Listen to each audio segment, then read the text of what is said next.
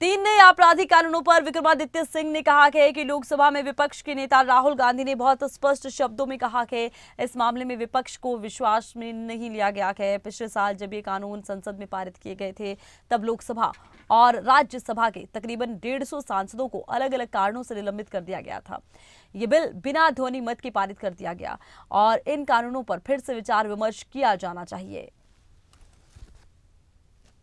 कि जब ये कानून पास किए गए, आईपीसी को जब चेंज करके जो नए आपके पीनल कोड्स लाए गए हैं, इस पे जिस तरीके की चर्चा होनी चाहिए थी लोकसभा के अंदर वो नहीं हुई है।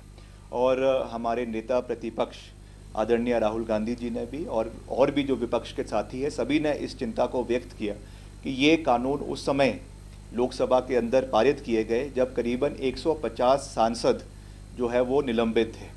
और उस समय इस इतने महत्वपूर्ण कानून को पास कर देना बिना किसी चर्चा के, बिना किसी डिबेट के, ध्वनि मत से उनको पास कर देना ये बहुत दुर्भाग्यपूर्ण है, क्योंकि इसके रिपरकशंस आने वाले समय में देश के हर कोने के अंदर होंगे।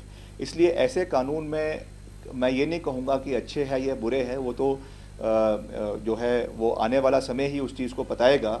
मगर निश्चित तौर से जब इतना महत्वपूर्ण कोई कानून जो है बिल लोकसभा के अंदर पारित हो रहा था तो उसमें जो है चर्चा होनी चाहिए थी, विपक्ष की आवाज़ भी उसमें आनी चाहिए थी।